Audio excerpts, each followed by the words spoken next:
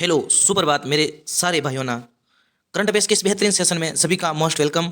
आज दिनांक है 29 फरवरी और 29 फरवरी के दिन सभी देश विदेश की जो घटनाओं पर आधारित क्वेश्चन जो प्रतियोगी परीक्षाओं जैसे सेंटर की वैकेंसियों के अंदर रेलवे है, दिल्ली पुलिस है, SSC GD, army, air force, navy या फिर बैंकिंग के साथ साथ ऑल स्टेट के एग्जाम में आते हो तो देरी किस बात की। शुरुआत करते हैं। यदि इस वीडियो की क्वालिटी और मेहनत अच्छी लगे तो वीडियो को आखिर तक देखिए और लाइक करें। चैनल पर नए हो तो चैनल को सब्सक्राइब करें और बेल आइकन को प्रेस करें। क्वेश्चन ए की शुरुआत करते हैं और क्वेश्चन ए क्या कह रहा है तो देखिए।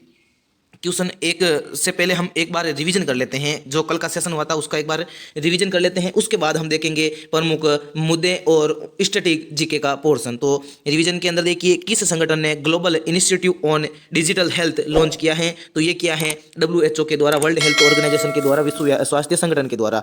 केंद्रीय सतर्कता आयुक्त के नए सतर्कता आयुक्त के रूप में किसे नियुक्त किया गया है तो वो नियुक्त किया गया है AS राजीव को। किसे नियुक्त किया गया है? AS राजीव को। त्रिपक्षीय अभ्यास 2016 का आयोजन कहाँ पे किया गया है तो ये मालदीव के अंदर किया गया है। हाल ही में महिला IPL का कौन सा संस्करण शुरू हुआ है तो वो हुआ है दूसरा संस्करण। हाल ही में भारत की सबसे लंबी परिवहन सुरंग T50 कहाँ पे शुरू हुई है तो ये हुई है जम्मू कश्मीर के अंदर।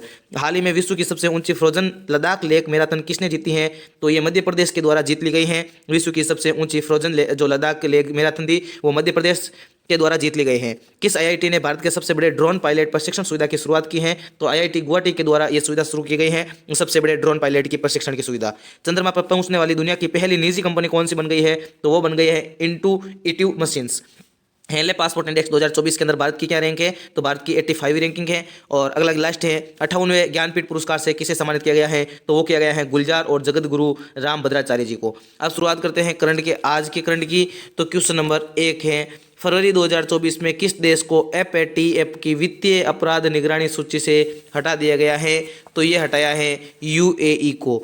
संयुक्त अरब अमीरात को FATF की जो अपराध निगरानी सूची थी उससे उनसे छुटकारा मिल चुका है। देखिए, एक मोटिवेशन है कि तू जिस गति को कर चला तो उस गति को पाएगा। तो उसी वह के अंदर हम ये क्लास शॉर्ट टाइम के अंदर बहुत ज़्यादा कंटेंट लेके आए हैं, ठीक है ना। तो देखिए, अमेरिका की बात करें तो यूनेस्को के अंदर शामिल हुआ है अभी हाल ही में वापस यूनेस्को के अंदर। पहले यूनेस्को से अमेरिका रिमूव हो गया, अब वापस शामिल हो चुका है अमेरिका, ठीक है ना, यूनेस्को के अंदर। देखिए, संयुक्त अरब अमीरात को हाल ही में फरवरी 2024 में FATF की वित्तीय अपराध निगरानी से हटा दिया गया है, जिसके अंदर युगांडा, बारबोडास और जिब्राल्टर भी इसके अंदर शामिल है, इनको भी हटाया गया है। FATF क्या है तो ये वित्तीय कार्रवाई कार्यबल है, फाइनेंशियल एक्शन टास्क फोर्स इसकी फुल फॉर्म हो जाएगी। और ये 1989 के अंदर G7 देशों के द्वारा बनाई गई अंतर्राष्ट्रीय संस्था है, जिसका उद्देश्य है मनी लॉन्ड्रिंग और आतंकवाद को गतिविधियों के वित्त पोषित करने के मामले को रोकना। इसका मुख्यालय है पेरिस, फ्रांस के अंदर और अध्यक्ष है वर्तमान में T राजा कुमार। FATF का अध्यक्ष कौन है तो देखो, यहाँ से T से आप पकड़ लो, T राजा कुमार। UAE की बात करें तो देखिए, राजधानी अबू धाबी है, मुद्रा है संयुक्त अरब अमीरात दिहरम, प्रधानमंत्री हैं मोहम्मद बिन राशिद अल मखतूम, राष्ट्रपति हैं Mohammed bin Zayed Al Nahyan. World governance summit 2024 का आयोजन हुआ था दुबई के अंदर, और दुबई कहाँ पे स्थित है UAE के अंदर, ठीक है ना। ये है अबू धाबी यहाँ पे इसकी राजधानी, और ये है यहाँ पे दुबई, ठीक है ना। ओमान के पास स्थित हैं, ठीक है ना। पर्सन जो गल्फ है उसके पास कतर, ये आप यहाँ पे विश्व की पहली हवाई टैक्सी सेवा की शुरुआत भी दुबई के अंदर की गई। और प्रधानमंत्री नरेंद्र मोदी जी के द्वारा 14 फरवरी 2024 को UAE की जो राजधानी है अबू धाबी, यहाँ पे अबू धाबी के अंदर पत्थर से बने पहले हिंदू मंदिर का उद्घाटन भी किया गया है। और प्रधानमंत्री मोदी जी के द्वारा भारत मार्ट की जो आधारशिला रखी गई है वो भी कहाँ पे रखी गई है, दुबई के अंदर रखी गई है। क्वेश्चन नंबर 2, भारत और किस देश के बीच संयुक्त अभ्यास धर्म गार्जियन का शुभारंभ किया गया है तो भारत और किस देश के बीच धर्म गार्जियन होता है तो धर्म गार्जियन युद्धाभ्यास होता है भारत और जापान के बीच, भारत और जापान के बीच। देखिए, भारत, जापान, ऑस्ट्रेलिया और अमेरिका के बीच कौन सा युद्धाभ्यास होता है तो ये होता है मालाबार युद्धाभ्यास।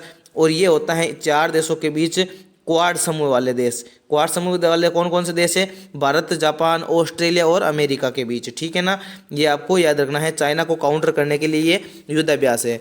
मालदीव के साथ कौन कौन से अभ्यास होते हैं भारत के तो देखिए, एकता युद्धाभ्यास, एक्वेरिन युद्धाभ्यास, दोस्ती 60, ये याद रखना है, अभी हाल ही में शुरू किया गया है, दोस्ती 16 युद्धाभ्यास। मालदीव की बात करें देखो मालदीव तो हो गया, और ऑस्ट्रेलिया के क्वाड वाला वे भी हो गया, ठीक है ना। भारतीय सेना Japan ground self defence force के बीच संयुक्त सैन्य अभ्यास धर्म गार्जन का 5वां संस्करण राजस्थान के महाजन फील्ड फायरिंग रेंज के अंदर शुरू किया गया है। और इस अभ्यास का जो आयोजन 25 फरवरी से 9 मार्च 2024 तक किया गया है।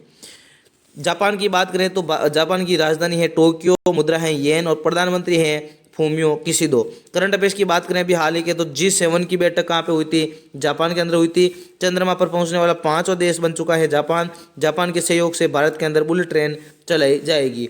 जापान के 4 द्वीप कौन कौन से हैं? तो देखिए प्रमुख 4 द्वीप हैं कोइंसू, होन्सू, सुकोगु और होक्काइडो, ठीक है ना। ये हो जाएंगे 4 द्वीप, क्यूशू, शिकोगु, होन्सू और होक्काइडो, ये 4 द्वीप प्रमुख द्वीप हैं जापान के सबसे बड़े द्वीप, ठीक है ना। क्वेश्चन नंबर 3 देखिए, देश के सबसे लंबे सिग्नेचर स्टे ब्रिज का उद्घाटन कहाँ पे किया गया है? तो ये किया गया है गुजरात के अंदर। कहाँ पे किया गया है? गुजरात के अंदर सबसे लंबे सिग्नेचर स्टे ब्रिज का उद्घाटन किया गया है प्रधानमंत्री मोदी जी के द्वारा। प्रधानमंत्री नरेंद्र मोदी जी के द्वारा 25 फरवरी 2024 को गुजरात के द्वारका में ओखा मुख्य भूमि और बेयट डेवाटका द्वीप को जोड़ने के लिए 2.32 किलोमीटर लंबे देश के सबसे लंबे हस्ताक्षर पुल सुदर्शन सेतु को समर्पित किया गया है। इस पुल का क्या नाम है? इसका पुल का नाम है सुदर्शन, क्योंकि ये कहाँ पे है? ये द्वारिका के पास हैं। जम्मू कश्मीर की बात करें तो देखिए, जम्मू कश्मीर के अंदर मोदी जी के द्वारा रेलवे ब्रिज जो चिनाब नदी के ऊपर बनाया गया, ये दुनिया का सबसे बड़ा नदी पुल है, ठीक है ना, ब्रिज है। महाराष्ट्र की बात करें तो देखिए अटल सेतु का उद्घाटन किया गया है मोदी जी के द्वारा। उत्तर प्रदेश की बात करें तो देखिए मेडिटेशन सेंटर वाराणसी के अंदर बनाया गया है। मेडिटेशन सेंटर जो भारत का सबसे बड़ा मेडिटेशन सेंटर है उत्तर प्रदेश के वाराणसी शहर के अंदर। गुजरात की बात करें तो देखो गांधीनगर राजधानी हो जाएगी। भूपेंद्र पटेल यहाँ के मुख्यमंत्री हो जाएंगे। आचार्य देवव्रत यहाँ के राज्यपाल हो जाएंगे। नेशनल पार्क की बात करें तो गिर नेशनल पार्क, वेलावद्वार, वनसंपदा, मेरीन, और यहाँ का जो लोक नृत्य है वो है गरबा, और बांध है सरदार सरोवर बांध और दांतेवाड़ा बांध। गुजरात के इस माह के करंट अफेयर्स की बात करें तो देखो गरबा को यूनेस्को के अंदर शामिल किया गया है, यूनेस्को की विरासत सूची के अंदर। अंतर्राष्ट्रीय पतंग महोत्सव का आयोजन गुजरात के अंदर किया जाता है।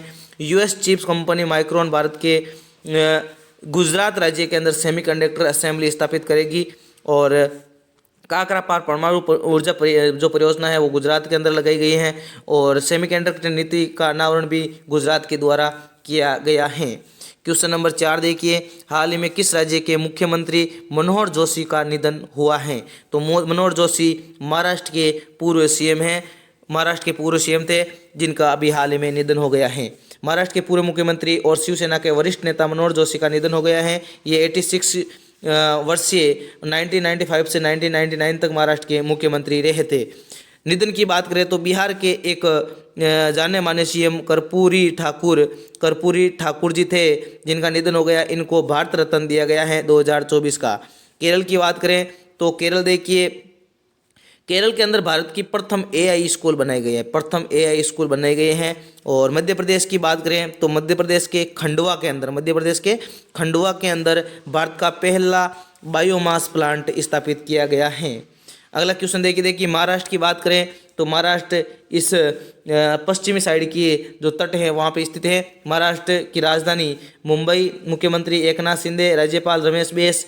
नेशनल पार्क की बात करें तो Sanjay Gandhi national park, Navegaon national park और पेंच राष्ट्रीय उद्यान यहाँ के प्रमुख राष्ट्रीय उद्यान हैं, नेशनल पार्क हैं। महाराष्ट्र की बात करें तो करंट अफेयर्स में देखिए, महाराष्ट्र सरकार ने स्वास्थ्य और शिक्षा के क्षेत्र में एआई उपयोग के लिए गूगल के साथ समझौता किया है। और 27वें राष्ट्रीय युवा महोत्सव का आयोजन भी नासिक महाराष्ट्र के अंदर किया गया है। महाराष्ट्र पुलिस का नया डीएसपी रश्मि शुक्ला को नियुक्त किया गया है।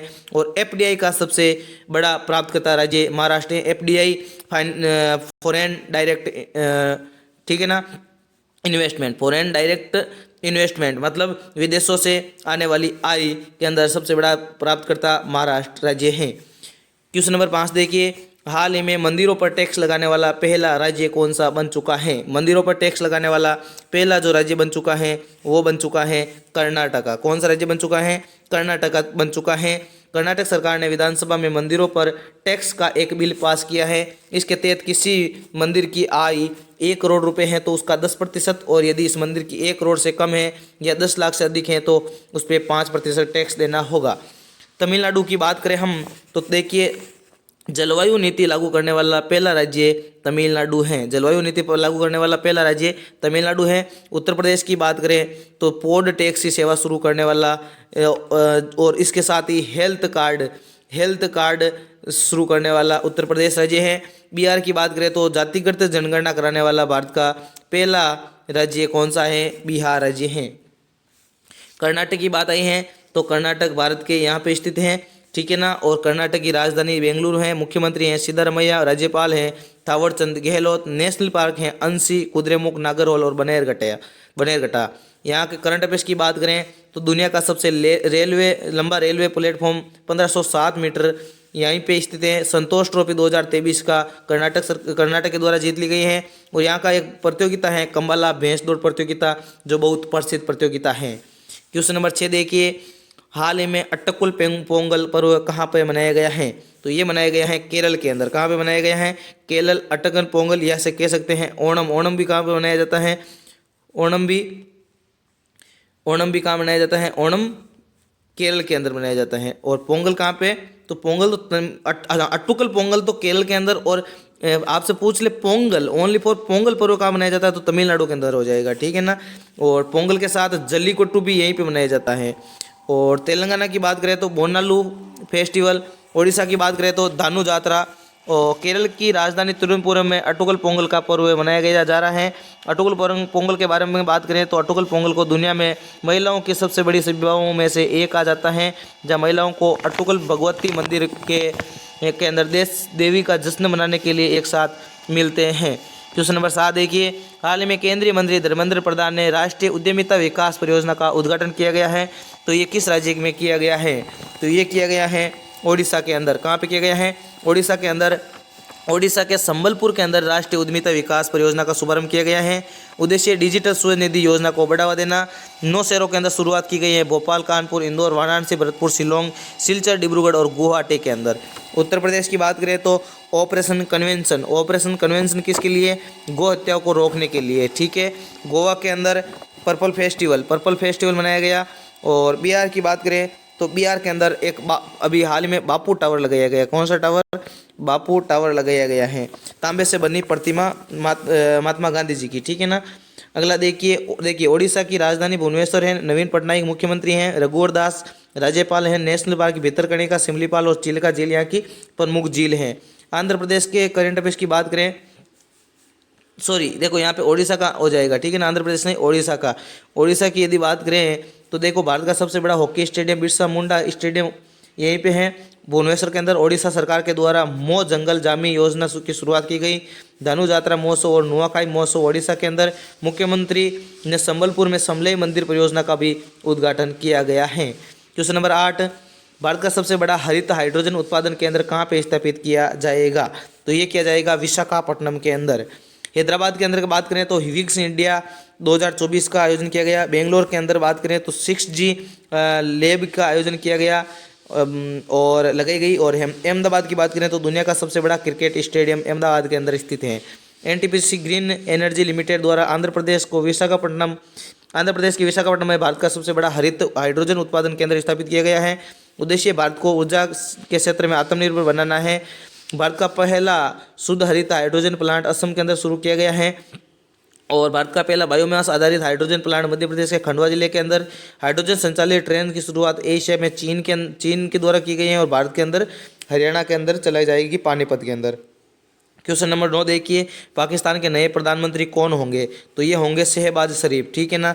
पाकिस्तान के नवाज शरीफ की चौथी बार प्रधानमंत्री बनने की रूपरेखा तैयार हो रही है, लेकिन उन्होंने पीछे हटते हुए छोटे भाई पूर्व प्रधानमंत्री शहबाज शरीफ को PMLN की ओर से प्रधानमंत्री पद के लिए नामित किया है। क्वेश्चन नंबर 10 देखिए, हाल ही में 2024 में 5 नई रामसर साइटें जोड़ने के बाद भारत में अब कितनी रामसर साइट हो चुकी हैं?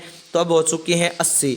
हाल ही में 2024 के अंदर 5 रामसर साइट जोड़ी हैं, जिसके अंदर 80 रामसर साइटें हो चुकी हैं।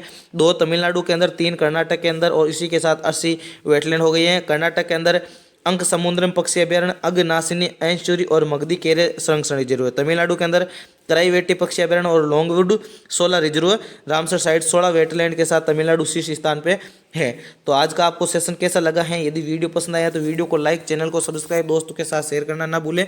Thank you. जय हिंद, जय भारत।